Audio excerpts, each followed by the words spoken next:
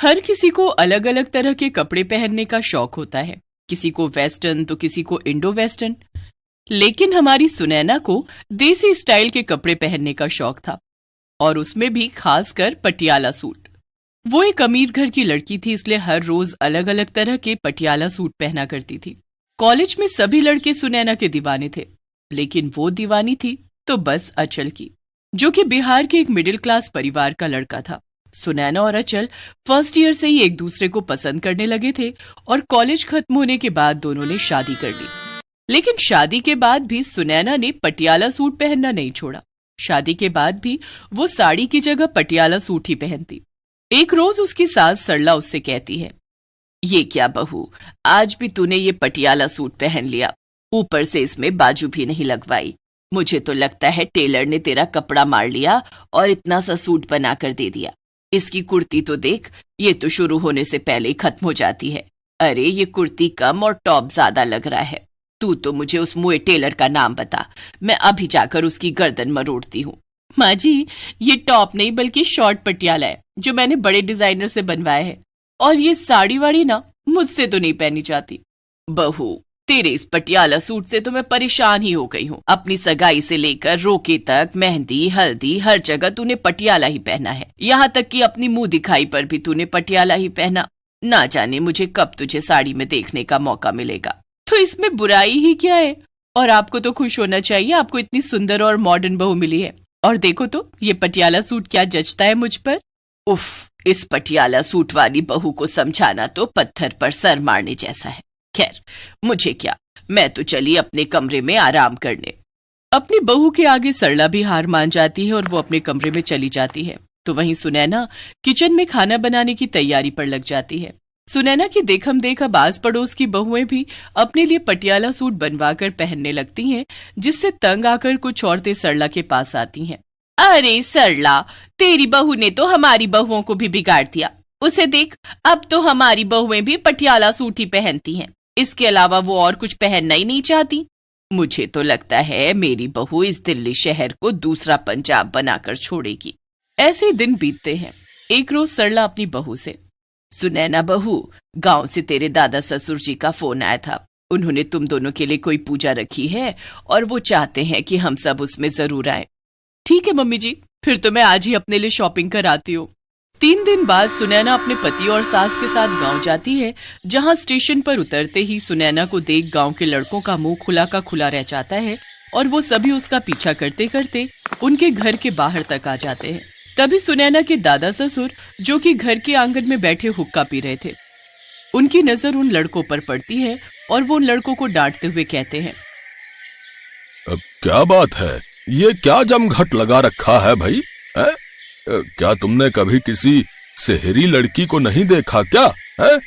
चलो चलो भागो यहाँ से, चलो।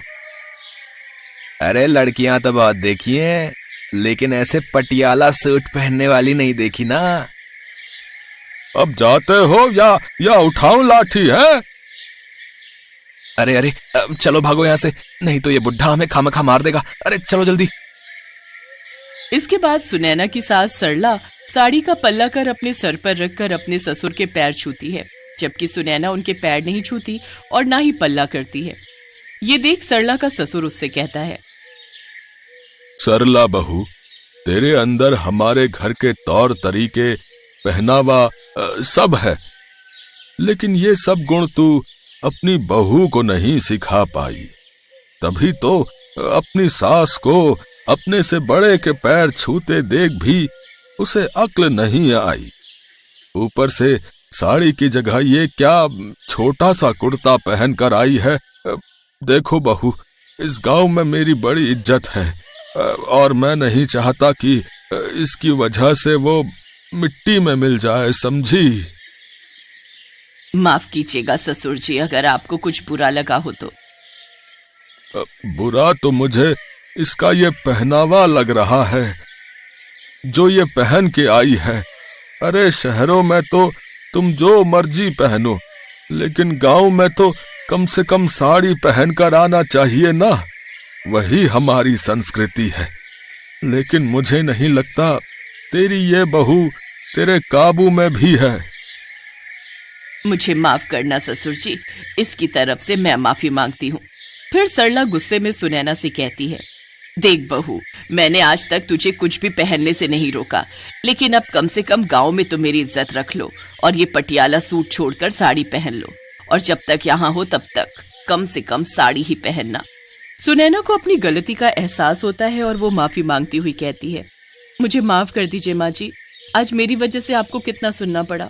जब आप मेरी पसंद नापसंद का ध्यान रखती हो तो फिर मुझे भी आपकी पसंद का ध्यान रखते हुए साड़ी पहनकर ही गांव में आना चाहिए था। अब मैं यहाँ साड़ी पहनकर ही रहूंगी। जब आप मुझे शहर में कुछ भी पहनने से नहीं रोकती तो फिर मैं क्यों नहीं गांव में आपकी पसंद का पहन सकती हूँ। बस आप मुझे 10 मिनट दीजिए, मैं अभी आई। फिर सुनैना जल्दी से साड़ी पहनकर अपनी सास के पास आती है। पहली बार साड़ी में अपनी बहू को देख सरला बहुत खुश होती है। फिर सर पर पल्ला रखकर सुनैना अपने दादा ससुर के पांव छूती है, जिसे देख उसके दादा ससुर हंसते हुए कहते हैं, अरे वाह, इतनी जल्दी इतना बदलाव, शाबाश। अब लग रही हो ना यादव खानदान की बहू, सदा खुश रहो बेटा।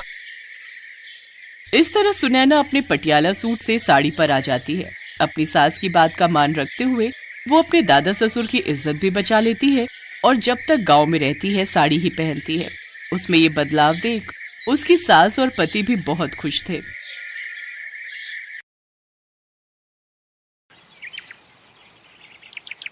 मनीष एक ऑटो रिक्शा चलाता था। जब वो 15 साल का था तब उसके पिता का देहांत हो गया। इसी कारण मनीष को ही घर की जिम्मेदारी उठानी पड़ी और कॉलेज की पढ़ाई छोड़कर पिता की ऑटो चलाने का काम मनीष ने संभाल लिया।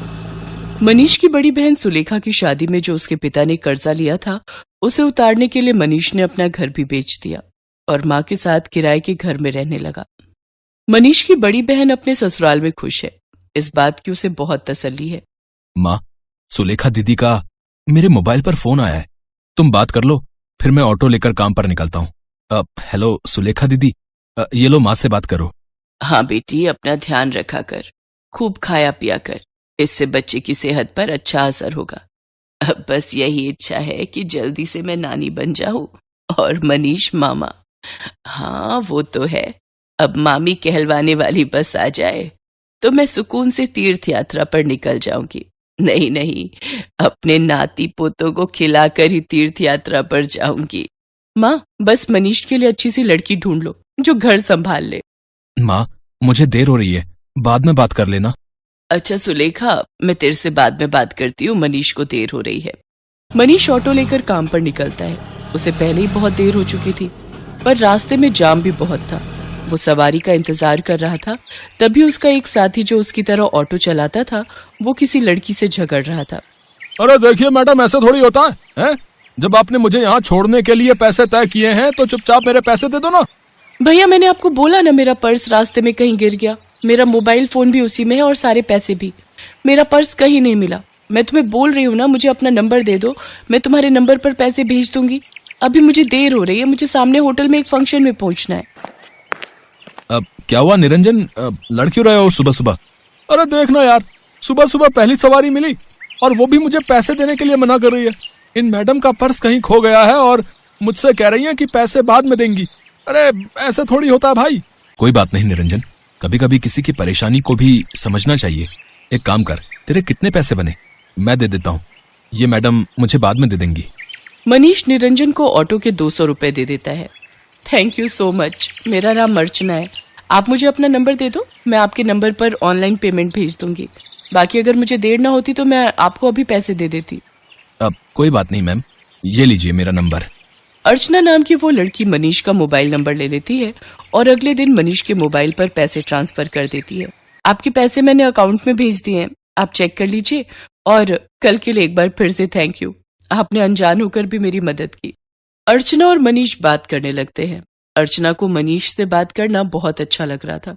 उसके बाद 1-2 बार अर्चना की मुलाकात मार्केट में मनीष से हो ही जाती है। धीरे धीरे दोनों दोस्त बन जाते हैं। मनीष को पता चलता है कि अर्चना एक बहुत ही अमीर खानदान की लड़की है, तो वो उसे समझाता है। अर्चना, तुम बहुत ही अमीर खानदान की लड़की हो, तुम में और मेरे में जमीन आसमान का फर्क है। मैं एक मामूली ऑटो रिक्शा चलाने वाला गरीब लड़का हूँ। तुम्हारा और मेरा यूं दोस्ती रखना ठीक नहीं है, प्लीज तुम मुझसे मत मिलो।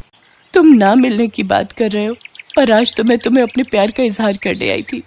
मैं तुम्हें बहुत पसंद करती हूँ मनीष। मैं अपनी आगे आने वाली पूरी लाइफ तुम्हारे साथ मिलकर जीना चाहती हूँ। कहते कहते अर्चना फूट फूट कर रोने लगती है और मनीष उसे गले लगा लेता है। अर्चना अपने मम्मी पापा से इस बारे में बात करती है और जबरदस्ती मनीष से शादी करने के लिए मना लेती है। इधर मनीष भी अपनी माँ और बहन से इस बारे में बात करता है और एक शुभ मुहूर्त में दोनों की शादी हो जाती है। अर्चना का स्वभाव बहुत अच्छा था। उसे इस बात से कोई फर्क नहीं पड़ता था कि उसकी ससुराल गरीब है। ना ही उसने कभी इस बात की कोई शिकायत की। अर्चना, अब तुम मेरे साथ शादी करके खुश तो हो ना? हाँ मनीष, मैंने तुम्हें दिल से प्यार किया है। मैं तुम्हारे साथ बहुत खुश हूँ। माँ जी, सुलेखा दीदी सब मुझे कितना प्यार करते हैं। मुझे तो महसूस ही नहीं हुआ कि मैं अपना घर छोड़कर आई हूँ। तभी अर्चना की सास भी आ जाती है। जीती रहो बहू, हम बहुत भाग्यशाली हैं कि इस घर को तुम्हारे जैसी बहू मिली। अर्चना भाभी, ये देखो, मैं आपके लिए नई साड़ी लाई हूँ। आज आप शाम को कीर्तन में यही पहनना। सुलेखा दीदी, ये साड़ी तो बहुत सुंदर है, ठीक है, पर एक शर्त पर। आज आप मुझे खुद तैयार करोगे, प्रॉमिस? अर्चना की बातें सुनकर सुलेखा की आंखों में आंसू आ जाते हैं। उसने कभी सोचा ही नहीं था कि उसे इतनी प्यारी भाभी से इतना प्यार और सम्मान मिलेगा। सचमुच कुछ ही दिनों में अर्चना ने सबके दिल में एक अलग जगह बना ली। अब तो अर्चना के बिना कोई भी नहीं रहता था। सुलेखा के बेटा पैदा होता है। इधर अर्चना भी गर्भवती हो जाती है। अर्चना के मां बनने के बारे में जब उसके मम्मी पापा को पता चलता है तो वो उसे मिलने के लिए उसके ससुराल आते हैं। पर अर्चना का घर देखकर दोनों ही मुंह बनाने लगते हैं। अर्चना, तुम अपने मम्मी पापा के पास बैठो, रसोई से चाय और नाश्ता मैं ले आती हूँ। क्या बात है अर्चना, तुम इस हालत में भी घर के काम खुद ही करती हो? तुम्हारे घर में कोई नौकर चाकर नहीं है क्या? कैसी बातें करती हो ललिता तुम जानती भी हो तुम्हारी बेटी किस घर में ब्याही है। यहाँ 2 वक्त की रोटी खाने के लिए भी सोचना पड़ता है। एक टाइम की सब्जी दूसरे टाइम खाते होंगे ये भला क्या नौकर चाकर रखेंगे? नहीं पापा, ऐसी कोई बात नहीं है। माँ जी और मनीष ने तो मुझे कई बार कहा है कि मैं घर में कोई काम वाली रख लूं, पर पूरा दिन मैं घर पर होती हूँ, मेरा भी मन नहीं लगता। और फिर मैं तो कुछ भी नहीं करती, सारा काम माँ जी ही करती है, मुझे उठने ही नहीं देती। ये लीजिए चाय। अर्चना, तुम्हें ये समोसे बहुत पसंद है ना? मैं ये भी हलवाई से खरीद लाई हूँ, अपने मम्मी पापा को भी दो। नहीं, मैं ऑयली फूड कम खाती हूँ। और अर्चना, तुम भी ये सब मत खाया करो। तुम्हें इस टाइम में जूस, फ्रूट्स ये सब लेना चाहिए।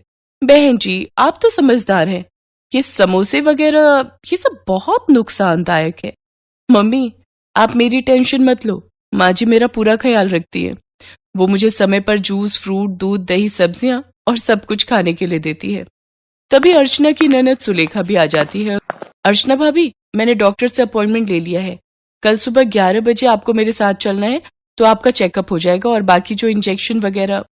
सुलेखा, तुम्हारा कौन से हॉस्पिटल में बच्चा हुआ था जिस डॉक्टर के बारे में तुम बात कर रही हो? जी, वो बड़े बाजार में जो हॉस्पिटल है जहाँ डॉक्टर नेहा बैठती हैं, वो सस्ता बेकार सा हॉस्पिटल। अर्चना, तुम उस हॉस्पिटल में चेकअप के लिए जाओगी? तुम्हारा दिमाग तो ठीक है। अर्चना, तुम एक मामूली से हॉस्पिटल में चेकअप के लिए जाओगी? तुम चिंता मत करो, इन लोगों के पास अगर तुम्हारे इलाज के लिए पैसे नहीं है तो क्या हुआ, मैं तुम्हारे लिए इस शहर के सबसे बड़े नामी हॉस्पिटल में आज ही बात कर लेता हूँ। और तुम अभी के अभी अपना सामान पैक करो और हमारे साथ चलो। किसके घर? आपके घर पापा? मैं अभी अपना घर छोड़कर कहीं नहीं जा सकती।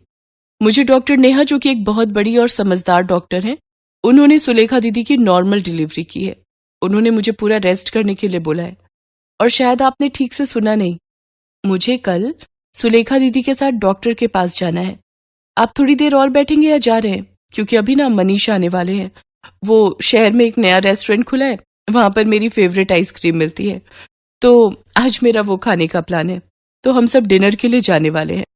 अर्चना का ऐसा कोई प्लान नहीं था, ये उसकी सास और सुलेखा जानते थे। पर अर्चना अपने मम्मी पापा को एहसास दिलाना चाहती थी कि उसके ससुराल वालों का और अपमान ना ही करे तो उनके लिए बेहतर है। अर्चना के मम्मी पापा लज्जित हो जाते हैं और कुछ देर बाद वहां से चले जाते हैं। अर्चना की सास और ननद दोनों की आंखों में खुशी के आंसू थे। अर्चना अपनी सास और ननद के गले से लग जाती है।